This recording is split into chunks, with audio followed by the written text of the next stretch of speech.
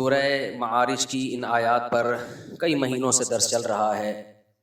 اللہ تعالیٰ نے انسان کی ایک خصلت بیان کی کہ یہ جلد باز ہے، اور جلد بازی میں ایک غلط فیصلہ کرتا ہے۔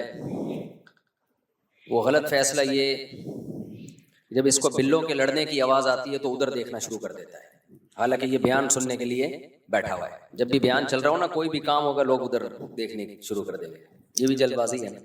تو انسان جلد بازی میں جب کوئی مصیبت پہنچتی ہے تو بے صبرا ہوتا ہے، جب کوئی خوشی پہنچتی ہے تو اتراتا ہے۔ یہ دونوں چیزیں انسان کو ڈپریشن میں لے کے جاتی ہیں، اس کی زندگی کا سکون چھین لیتی ہیں، کیونکہ یہ دنیا کی دوڑ ایسی چیز ہے کہ اس کا کوئی اینڈ ہے ہی نہیں، کوئی انتہا ہے ہی نہیں۔ یہ مقابلے میں کرتے رہو اور مر جائے گا، پیٹ نہیں بھرے گا اس کا۔ تو اس لیے اللہ نے فرمایا کہ اگر تم چاہتے ہو زندگیوں میں سکون آ جائے اور ایک اچھی زندگی گزرے تمہاری، تو چند علامتیں اپنے اندر پیدا کر لو، پھر غربت میں بھی مزے ہوں گے۔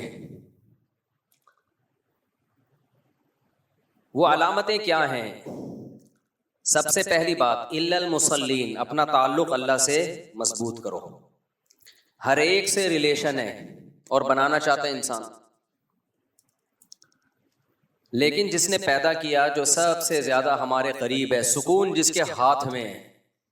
نبی صلی اللہ علیہ وسلم نے فرمایا کہ دل جو ہے نا، دل یہ اللہ کی دو انگلیوں کے بیچ میں ہے، جیسے چاہتا ہے گھما دیتا ہے۔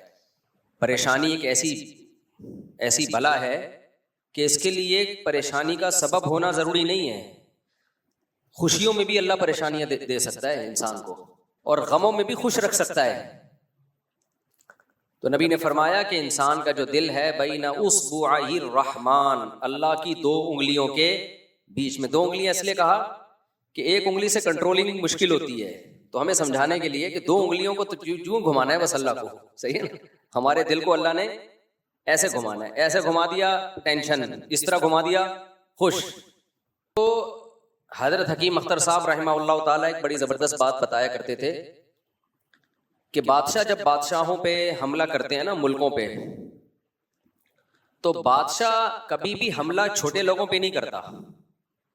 مثال کے طور پر امریکہ کہے کہ یار میں نے انڈا موڑ اپنے کنٹرول میں لینا ہے، دنیا بولے گی چھوڑ یار، مفتی طارق مسعود کے کنٹرول میں ہے نا، تو نے کیا کر رہے ہیں؟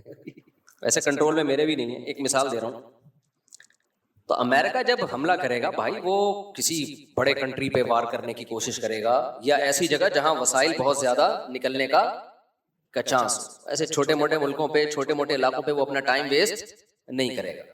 ہاں، انڈا موڑ میں سونے کی کان نکل آئی تو بولے گا بھائی پھر قبضہ کرنا ہے۔ تو بادشاہ ہمیشہ بادشاہوں پہ حملہ کرتے ہیں، بڑے لوگوں پہ حملہ کرتے ہیں۔ اللہ بادشاہ ہے پوری کائنات کا، وہ جب انسان سے ناراض ہوتا ہے نا، تو وہ یہ نہیں کرتا کہ اس سے یہ نقصان کرا دیا، یہ نقصان کرا دیا، یہ نقصان کرا دیا۔ وہ ڈائریکٹ کنٹرول کس پہ کرتا ہے؟ دل پہ۔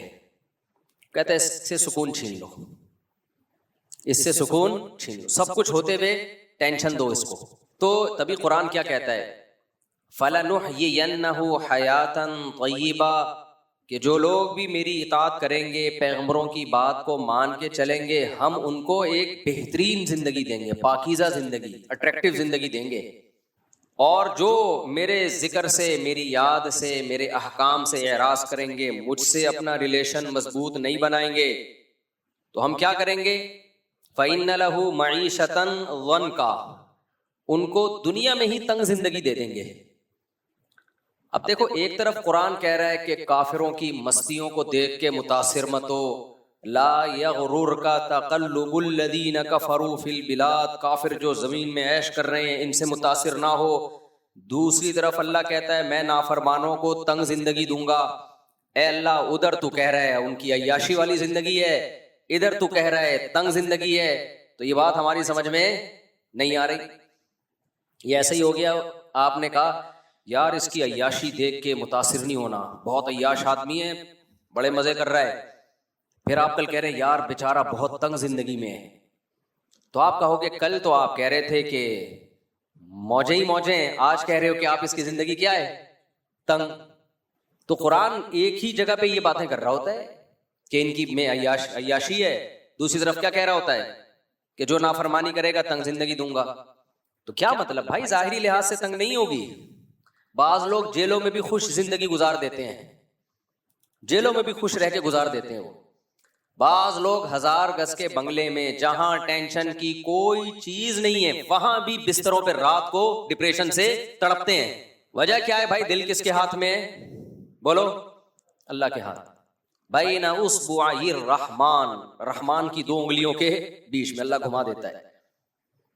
تو ہمارے حضرت مفتی رشید احمد صاحب رحمہ اللہ تعالیٰ اس پہ بہت زور لگایا کرتے تھے کہ خدا کی نافرمانی کر کے کوئی خوش رہ ہی نہیں سکتا.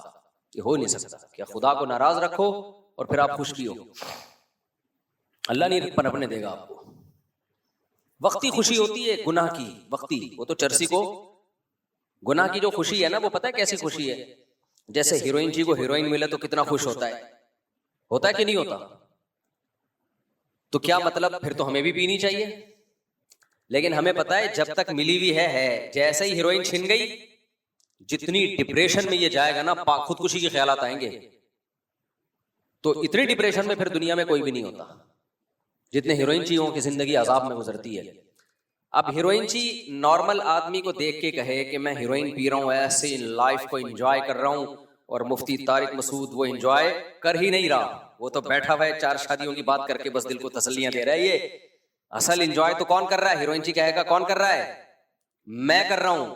تو ہم کہیں گے بے وقوف, یہ 4 منٹ 2 منٹ کی انجوائمنٹ ہے, ہم بغیر پیے لائف کو انجوائے کر رہے ہیں. ٹھیک ہے, اس لیول کی انجوائمنٹ نہیں ہے جو تو کر رہا ہے. تو نشے میں بوڑھا جا رہا ہے. تھوڑی دیر میں جب یہ نشہ اترے گا اور تجھے چاہت ہوگی اور نہیں ملے گی جب تجھے یہ, پھر دیکھ تیرا حال کیا ہوتا ہے. ہمیں تو ملے ٹھیک ہے, نہیں ملے تو بھی برابر پینی نہیں ہے. کیا خیال ہے بھائی؟ تو ہر گناہ میں ایک لذت ہے وقتی عارضی. بس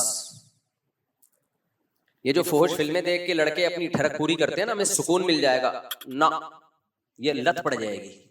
عذاب میں ڈال دیا تم نے اپنے آپ کو, اب اسی میں پڑے رہو, مر جاؤ گے, اللہ بچائے اس عذاب سے.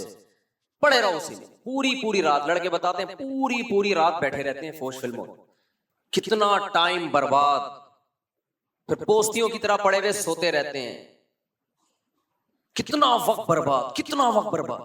پھر یہ ٹھڑک ختم نہیں ہوتی, پھر دوبارہ.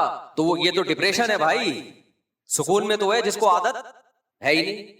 تو جس ٹھرکی کو فحش فلموں میں یا زنا میں جو لذت ملتی ہے نا, جو ان چیزوں سے بچتا ہے, وہ تمام تر لذتیں اللہ اس کو بیوی میں دے دیتے ہیں. وہ تمام تر لذتیں اللہ اس کو کہاں دے دیتے ہیں؟ حلال میں. کیونکہ اس کی نظریں دائیں بائیں ہیں ہی نہیں. اس کو اپنی بیوی چاہے وہ بدصورت ہی کیوں نہ ہو. یہ انسان کی نفسیات ہے. جب وہ بیسیوں قسم کی, دیکھو میں ایک مثال سے بات سمجھاتا ہوں. جب آپ کے سامنے ادھر ماش کی دال, ادھر مونگ کی دال, ادھر, بلکہ پہلے دوسری مثال دیتا ہوں. آپ کو شدید بھوک لگ رہی تھی اور شدید پیاس لگ رہی تھی, 2 دن سے کھایا نہیں آپ نے, اور آپ کے سامنے آ گئی مسور کی دال اور روٹی. طبیعت سے پھوڑے گا نا آدمی, کیا خیال ہے؟ طبیعت سے پھوڑ دے گا, کچھ ہے ہی نہیں اور اس کے سامنے صرف روٹی ہے. اور کیا ہے؟ بولو, دال روٹی. بس اس کو وہ لذت آئے گی نا اس دال روٹی میں, کیونکہ نہ اس کے پاس قورمے کا آپشن ہے, نہ بریانی کا, نہ نلی بریانی, نہ رواج والی بریانی, اور نہ حیدرآبادی بریانی, نہ کراچوی بریانی, اور نہ چپلی کباب. کہیں سے خوشبو بھی نہیں آ رہی. تو اس کے پاس سامنے ہے کیا؟ صرف اور صرف دال. پھوڑ دے گا وہ. ہم نے دیکھا ہے غریب لوگوں کو جب بھوک سے نڈھال ہوتے ہیں ایسا طبیعت سے کھاتے ہیں. ہمارے نا اوپر والے گھر میں ایک دفعہ بلی, کوئی مزدور نے کام کیا تو بلی بھی اوپر چلی گئی اسی کی سیڑھیوں سے. اب مزدور کو پتا نہیں چلا, وہ اتر گیا, سیڑھیاں لے گیا, بلی اوپر ہی رہ گئی. اب بلی کا بچہ تھا وہ, اس کو نیچے آنے کا, تھوڑا سا بڑا بچہ تھا, نیچے آنے کا راستہ ہی نہیں. ہمیں پتہ ہی نہیں. ہم محسوس کر رہے ہیں مسلسل میاؤں میاؤں میاؤں کی آوازیں آتی ہیں, پتہ نہیں کہاں سے آتی ہیں. میں نے کہا یار یہ چھت پہ دیکھنا چاہیے. سیڑھیاں منگوائی, چھت پہ چڑھ کے دیکھا بلی کا بچہ 2 دن سے بھوکا یا 3 دن سے بھوکا. ظاہر ہے وہ تو اوپر ہے نا, وہ تو نیچے آ نہیں سکتا, سیڑھیاں ہٹا لی گئی ہیں. خیر میں نے اس کو نیچے اتارا, میں نے کہا بھائی اس کو کھانے کو فوراً دیں. ہم نے جیسے ہی تھوڑا سا اس کو گوشت ڈالا ہے، جو اس نے کھایا ہے نا، ایسا خوشی سے نہیں پاگل ہو رہا ہوتا، جیسے نئی نئی شادی ہوئی ہے ابھی اس کی، تو کسی اور کے خرچے پہ، تو اتنا خوش مجھے ایسا سکون ملا نا کہ یار دیکھو کتنا اس بیچارے کو خوشی محسوس ہو رہی ہے. پھر ہم نے اس کو پانی بھی پلایا اور کھا رہے، اور ایسے طبیعت سے، عام بلی کو ڈال دیں اتنا شوق سے نہیں کھائے گی. تو انسان کی بھی یہی نیچر ہے، جب اس کے پاس 8-10 آپشن نہیں ہوتے، آپشن ہی ایک ہی ہے، اور اس کو اس کی خوشبو بھی نہ آ رہی ہو، تو وہ دال کو قورمے سے زیادہ مزہ آتا ہے. اس میں دال کھانے میں اس کو مزہ قورمے سے زیادہ آئے گا. شدید پیاس لگ رہی ہو، آپ کے پاس نہ شربت کا آپشن، نہ ناریل کے پانی کا آپشن، 20 قسم کے مشروبات ہو ہی نہیں، صرف پانی ہو، ایسا لطف اللہ پانی میں رکھتے ہیں کہ اس سے بہتر کوئی نعمت لگتی نہیں ہے. نیند دیکھ لو، آپ کے پاس ایئر کنڈیشن روم میں سونے کا آپشن بھی نہیں ہے، آپ کے پاس گدے پہ سونے کا آپشن بھی نہیں ہے، آپ کے پاس کوئی بستر بھی نہیں ہے، ایک منجی ہے بس، وہ بھی ٹیڑھی میڑھی، یا بلکہ ایک چھوٹا سا صوفہ ہے، پورے آپ ہی نہیں رہے. آپ کتنا جاگ لوگے، یار میرے پاس سونے کی سوٹیبل جگہ نہیں ہے، اب میں کیا کروں، وہ دیکھو کیسے مزے سے ایئر کنڈیشن روم میں سو رہا ہے. لیکن نہیں، ایک ٹائم آپ آئے گا، آپ کو اتنی زبردست نیند مسلط ہوگی آپ کے اوپر کہ آپ کو بس بیٹھنے کی کہیں جگہ مل جائے، آپ کہو گے یار یہی سر رکھ کے سو جاؤں، سسرال کے کندھوں پہ سر رکھ کے سو جاؤ گے، حالانکہ ممکن ہی نہیں ہے. سالے کے کندھے پہ سر رکھ کے سو جاؤ گے. آپ کبھی نہیں دیکھا ہوگا کہ کوئی سالے کے کندھے پہ سر رکھ کے سویا ہو. اور ایسی مزے کی سفر میں ہوتا ہے نا ہمارے ساتھ، جاگ کے جب تھک جاتے ہیں تو پھر بستر نہیں دیکھتا انسان، پھر تو کہتا ہے کہیں بھی گرے، بس ایسی مزے کی نیند آتی ہے، ایسی مزے کی. وجہ کیا ہے بھائی؟ کوئی اور آپشن ہی نہیں ہے. تو نیند تو آپ کی فطری ضرورت ہے، فطرت آپ کے اوپر نیند کو مسلط کر دیتی ہے. اور عام چارپائی پہ نیند کی وہ لذت فطرت آپ کو دیتی ہے جو کسی لینڈ لارڈ کو ایئر کنڈیشن روم میں اور نرم ملائم گدوں میں میسر نہیں ہے. ہم نے بچپن میں ایک ملفوظ پڑھا تھا